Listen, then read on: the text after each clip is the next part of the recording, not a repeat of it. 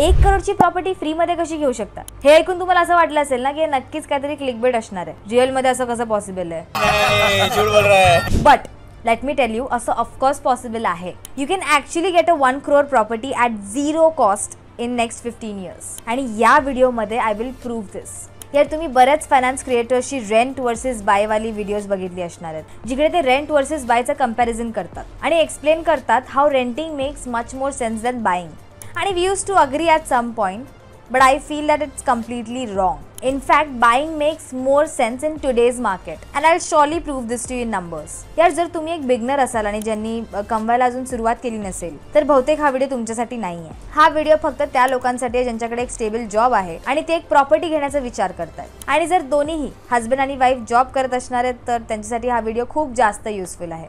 समजा जर तुम्ही 1 करोडची प्रॉपर्टी विकत घेत असणार आहेत, तर ह्या व्हिडिओमध्ये आपण अज्यूम करूया की तुम्ही 20 लाखचा डाऊन पेमेंट देणार, जे तुमचे सेव्हिंग्ज असणार आहेत, आणि बाकीचे 80 लाखांचा तुम्ही होम लोन घेणार. तुमचे फिगर्स वर खाली होऊ शकतात, पण ह्या व्हिडिओमध्ये मी जे कॅल्क्युलेशन सांगणार ती एकदम एक्झॅक्ट राहील. जर तुमचा सिबिल स्कोर 750च्या वर असेल, तर तुम्हाला होम लोन 8.5 to 9% वर इझिली मिळेल. आणि हे सगळ्यांनाच माहिती आहे की India is a developing economy, आणि जेव्हा पण कोणती इकॉनॉमी डेव्हलपिंगहून डेव्हलप्ड मध्ये जाते, तर जनरली त्याचे इंटरेस्ट रेट्स कमी होऊन जातात. आता टेम्पररीली US UK मध्ये इंटरेस्ट रेट्स वाढलेले आहेत because of inflation, but generally तिकडे 0%च्या हिशोबानेच असतात. सो नेक्स्ट 15 वर्षात इंडियाचे लोन रेट्स पण कमी होणार आहेत. पण आपण तरी पण अजून करूया की लोन रेट सेमच असणार आहेत, तर तुमचा होम लोन इंटरेस्ट 9%च राहणार. आता या टॅक्स ब्रॅकेटच्या हिशोबाने तुम्हाला 10 ते 30% टॅक्स बेनिफिट मिळू शकतो. तुमचा इंटरेस्ट कॉस्ट कमी होऊन 7%वर येतोय.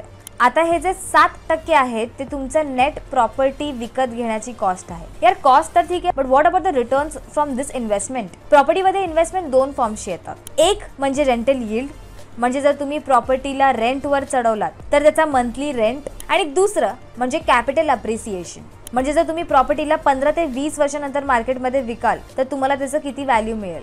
आता यार हा माझा ओपिनियन आहे, असं होऊ शकतं की रिअल इस्टेट एक्सपर्ट्स ह्या ओपिनियनला डिसअग्री करतील, बट माझ्या हिशोबाने प्रॉपर्टीचे प्राइसेस आर ऑलवेज स्पेक्युलेटिव्ह आणि रेंट आर ऑलवेज रिअल. म्हणजे विकत घ्यायला जाल तर सेम सोसायटीमध्ये 2 घरांचे prices will be very different. म्हणजे तुम्हाला एक सेलर 1 करोड बोलेल तर दुसरा सेलर 1.5 करोड बोलेल, पण त्या दोन्ही प्रॉपर्टीचं rent will always be similar. And this is why I consider rental yield for making my decisions. Capital appreciation जेवढं होऊन जाईल ते बोनस आहे. सो इथे माझे returns from the investment will be rental yield, आणि कॉस्ट इज 7% जसं आधी आपण बघितलं होतं. आता यार 2023-24च्या रिपोर्ट्सच्या अनुसार average rental yield is around 3.5 to 4%. Tier 2 सिटीजमध्ये ही यील्ड इवन बेटर आहे, बट फॉर दिस व्हिडिओ आपण अज्यूम करूया 3.5%. And on an average rent increases every year by 7 to 8%. कधी कधी जास्त पण वाढतात, but on an average it is 7 to 8%. आता यार प्रॉपर्टी तेव्हाच फ्री होईल जेव्हा ती सेल्फ सस्टेनिंग असेल, म्हणजे जेव्हा प्रॉपर्टीचं रिटर्न इज मोर दॅन प्रॉपर्टीचं कॉस्ट. आता पहिल्या वर्षामध्ये रिटर्न फक्त 3.5% आणि कॉस्ट आहे 7%. आणि ह्याच रिझनमुळे सगळे फायनान्स क्रिएटर्स म्हणतात की नका विकत घेऊ.